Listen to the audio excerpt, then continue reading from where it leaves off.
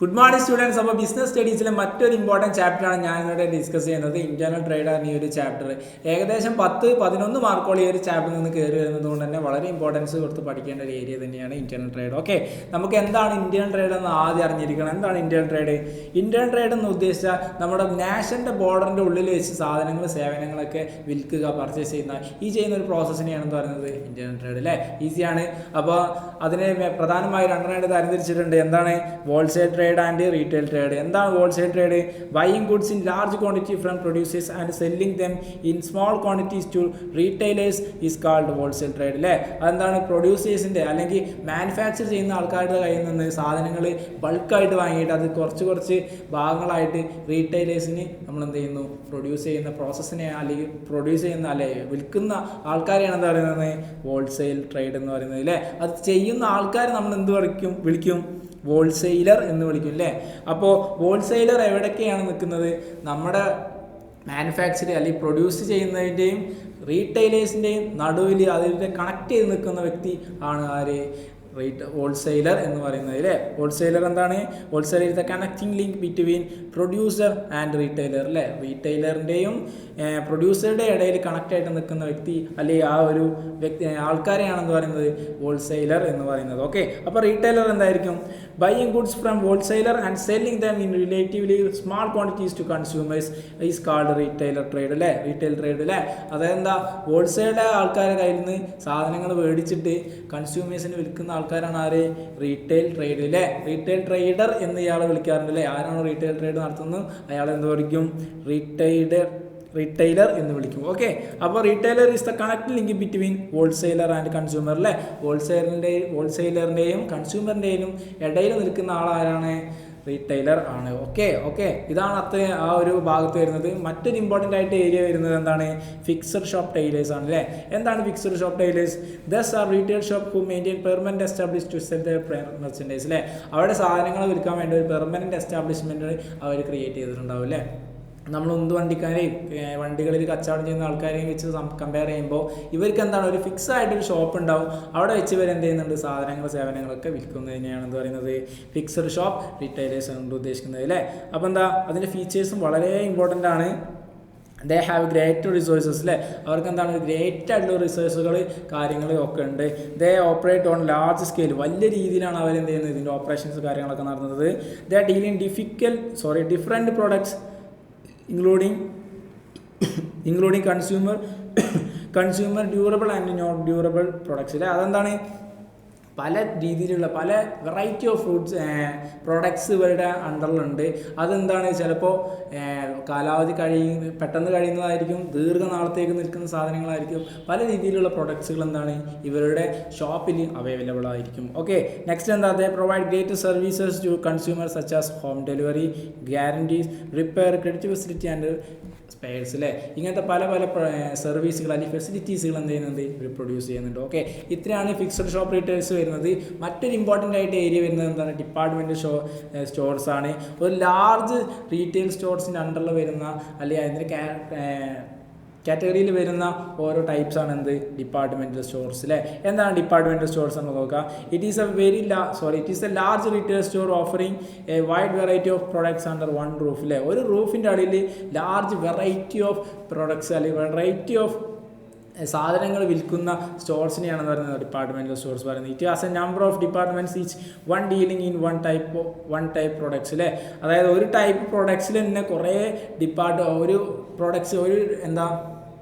ഒരു type of variety of പ്രൊഡക്ട്സിന് തന്നെ ഒരു ഡിപ്പാർട്ട്മെൻറ്റ് അലൗ ചെയ്ത് കൊടുക്കുക. ആ ഡിപ്പാർട്ട്മെൻറ്റ് തന്നെ ഈ ഒരു ടൈപ്പ് ഓഫ് പ്രൊഡക്ട്സുകൾ വിൽക്കുക അല്ലേ. ഇപ്പോൾ ഒരു മെഡിസിന് വേണ്ടിയിട്ടൊരു ഡിപ്പാർട്ട്മെൻറ്റ് പ്രൊവൈഡ് ചെയ്യുക, ഫർണിച്ചർക്ക് വേണ്ടി വേറെ ഡിപ്പാർട്ട്മെൻറ്റ്, അങ്ങനെ ഓരോ സാധനത്തിനും ഓരോ ഡിപ്പാർട്ട്മെൻറ്റ് എന്ത് ചെയ്യുക? ഇങ്ങനെ പ്രൊവൈഡ് ചെയ്യുന്നതിനാണ് എന്ത് പറയുന്നത്?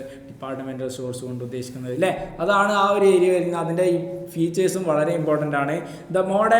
A modern department store may provide all facilities like restaurant, travel and information, telephone booth and restroom. ഇങ്ങനത്തെ പല ഫെസിലിറ്റീസുകൾ എന്ത് ചെയ്യുന്നുണ്ട്?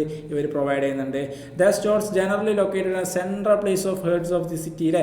ഒരു സിറ്റിയുടെ മധ്യഭാഗത്താണ് ഈ ഒരു സ്റ്റോർസുകൾ അവൈലബിൾ ആകുന്നത് അല്ലേ. നിർമ്മിക്കുന്നത്, ക്രിയേറ്റ് ചെയ്യുന്നത് ഏകദേശം ഒരു സിറ്റിയുടെ നടുക്കായിരിക്കും. ഓക്കെ, എല്ലാവർക്കും എത്തിപ്പെടാൻ വേണ്ടിയിട്ട് ഒരു സിറ്റിയുടെ ഏകദേശം കേന്ദ്ര ഭാഗത്തായിരിക്കും അവരിത് ക്രിയേറ്റ് ചെയ്യുന്നത്. Okay, they are generally formed as a joint stock company അല്ലേ, വലിയ ജോയിൻറ്റ് സ്റ്റോക്ക് കമ്പനികളായിട്ടാണ് ഇത് ക്രിയേറ്റ് ചെയ്യുന്നത്. They purchase directly from producers and operate separate warehouse അല്ലേ. എന്താണ്, പ്രൊഡ്യൂസേഴ്സിൻ്റെ കയ്യിൽ നിന്ന് ബൾക്കായിട്ട് സാധനങ്ങൾ മേടിച്ചിട്ട് അവരുടേതായിട്ടുള്ള വെയർ ഹൗസിൽ എന്ത് ചെയ്യുന്നുണ്ട്, അവർ കീപ്പ് ചെയ്യുന്നുണ്ട് അല്ലേ. All purchase in a department stores are made centrally by the purchase department store of the store അല്ലേ. എല്ലാ പർച്ചേസുകളും എന്താണ്, ഒരു ഡിപ്പാർട്ട്മെൻറ്റ് അല്ലെങ്കിൽ ഒരു പർച്ചേസ് ഡിപ്പാർട്ട്മെൻറ്റാണ് കൈകാര്യം ചെയ്യുന്നത്. ഓക്കെ, അതാണ് അതിൻ്റെ ഡിപ്പാർട്ട്മെൻറ്റ് സ്റ്റോർസിൻ്റെ അണ്ടറിൽ വരുന്നത്. മറ്റൊരു ഇമ്പോർട്ടൻ്റ് ഏരിയ എന്താണ്, ചെയിൻ സ്റ്റോർ അല്ലെങ്കിൽ മൾട്ടിപ്പിൾ ഷോപ്സ് ആണ് അല്ലേ. ചെയിൻ സ്റ്റോർ എന്നും മൾട്ടിപ്പിൾ ഷോപ്സ് എന്നും ഇതിനെ പറയാറുണ്ട്.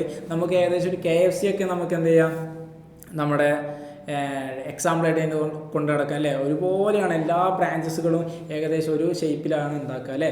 അതെന്താ നമുക്ക് നോക്കാം. Chain store are network of retail shop that are owned and operated by manufacturers or intermediaries അല്ലേ. അവരാണ് ഇൻ്റർമീഡിയറ്റ് അല്ലെങ്കിൽ മാനുഫാക്ചർ ചെയ്യുന്ന ആൾക്കാരാണ് എന്ത് ചെയ്യുന്നത്, ഇത് ക്യാരി ചെയ്യുന്നത്, ഇത് ഓപ്പറേഷൻ നടത്തുന്നത്. അതിൻ്റെ ഓണേഴ്സും ആരൊക്കെ തന്നെയാണ്, ഈ ഒരു ഇൻ്റർമീഡിയറ്ററീസ് ആയിരിക്കാം. Okay, under this type of arrangement A number of shop with similar appearance R established in localities spread over different part of the country അല്ലേ. അത് ആ ഒരു കൺട്രിയിലെ ഡിഫറെൻറ്റ് ആയിട്ടുള്ള സ്ഥലങ്ങളിൽ ഓരോരോ ഒരുപോലത്തെ അപ്പിയറൻസ് ഉള്ള എന്താ സ്റ്റോർസുകളാണ് ക്രിയേറ്റ് ചെയ്യുന്നത്. ഇപ്പോൾ നമുക്ക് KFC നമ്മൾ ഓൾറെഡി എക്സാമ്പിൾ പറഞ്ഞല്ലേ, എല്ലാ KFC ഏകദേശം ഒരുപോലെയാണ് അല്ലേ. അവരുടെ അപ്പിയറൻസും അവരുടെ പ്രൊഡക്ട്സും എല്ലാം ഒരുപോലെയാണ്. ഒരു സെൻട്രലൈസ്ഡ് ആയിട്ടുള്ള കൺട്രോളാണ് അവർക്ക് വരുന്നത്. ഒരു സെൻട്രലൈസ്ഡ് ആയിട്ടുള്ള ഒരു കൺട്രോളാണ് എല്ലാ ബ്രാഞ്ചസുകൾക്കും വരുന്നത്. ഓക്കെ, ആ ഒരു ഏരിയ ആണ് എന്ത് പറയുന്നത്, ചെയിൻ സ്റ്റോർ അല്ലെങ്കിൽ മൾട്ടിപ്പിൾ ഷോപ്പ് കൊണ്ട് ഉദ്ദേശിക്കുന്നത്. ഇതിൻ്റെ ഫീച്ചേഴ്സും വളരെ ഇമ്പോർട്ടൻ്റ് ആണ്. The shops are located in a popular സിറ്റീസിലെ പോപ്പുലർ ആയിട്ടുള്ള സിറ്റികളിൽ മാത്രമേ ഇങ്ങനത്തെ ഷോപ്സുകൾ നമുക്ക് കാണാൻ പറ്റുള്ളൂ.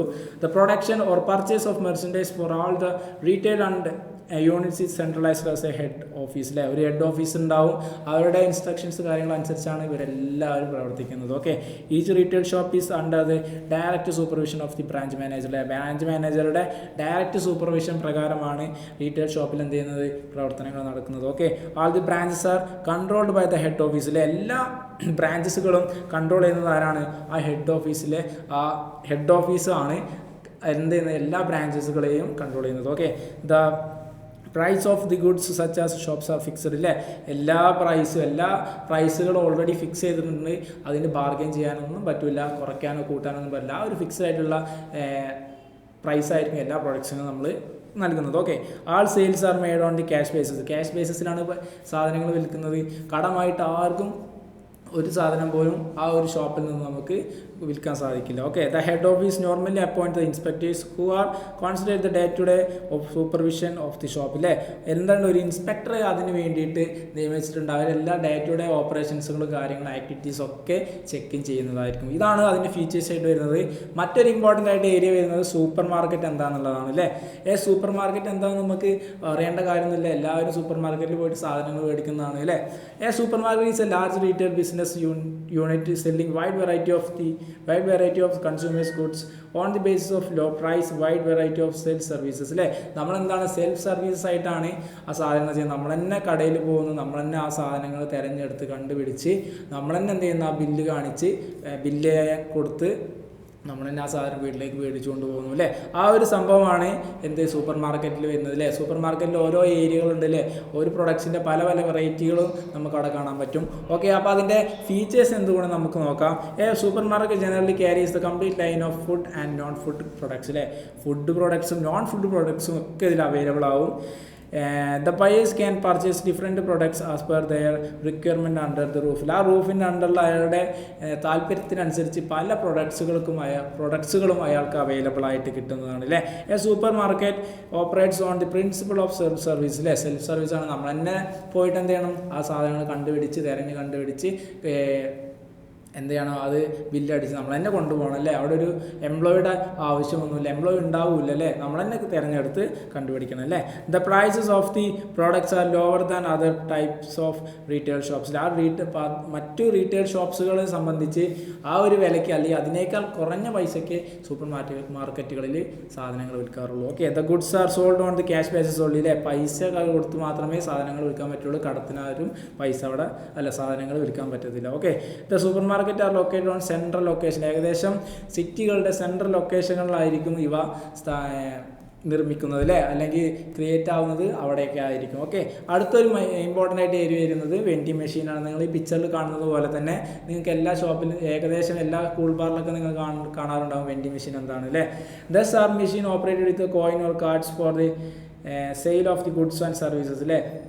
കാർഡുകളോ കോയിനുകളൊക്കെ കിട്ടാൽ എന്താണ് നമുക്ക് സാധനങ്ങൾ എടുക്കാൻ പറ്റും അല്ലേ, നമുക്ക് തന്നെ ഡയറക്റ്റ് നമുക്ക് എടുക്കാനൊക്കെ പറ്റും. ആ ഒരു ടൈപ്പ് ഓഫ് മെഷീൻസിനെയാണ് പറയുന്നത് വെൻഡിങ് മെഷീൻ കൊണ്ട് ഉദ്ദേശിക്കുന്നത്. Vending machines are used for the sale of hot beverages, platform tickets, milk, soft drinks, chocolates, news paper etcetera. ഇങ്ങനത്തെ സംഭവങ്ങളൊക്കെയാണ് അധികവും വെൻഡിങ് മെഷീൻസിൽ കാണാറുള്ളത്. നമ്മൾ ബാങ്കിൻ്റെ ഒരു വെൻഡിങ് മെഷീനായിട്ട് നമുക്ക് ATM പറയാം അല്ലേ, നമുക്ക് കാർഡൊക്കെ യൂസ് ചെയ്തിട്ട് പൈസ ഒക്കെ എടുക്കാൻ പറ്റും. നമ്മൾ റെയിൽവേയിലൊക്കെ പോയി കഴിഞ്ഞാൽ ടിക്കറ്റ് നമുക്ക് തന്നെ എടുക്കാൻ പറ്റും അവിടുത്തെ ATM വെച്ച്. അപ്പോൾ അതാണ് വെൻഡിങ് മെഷീൻ കൊണ്ട് ഉദ്ദേശിക്കുന്നത്. ഇതാണ് ഈ ഒരു ചാപ്റ്ററിൽ ഇമ്പോർട്ടൻ്റ് ആയിട്ട് വരുന്നത്. അപ്പം ഈ ഒരു ചാപ്റ്ററിനെ എല്ലാവരും വളരെ കൃത്യതയോടുകൂടി പഠിച്ചെടുക്കാൻ ശ്രമിക്കുക. Okay, all the best.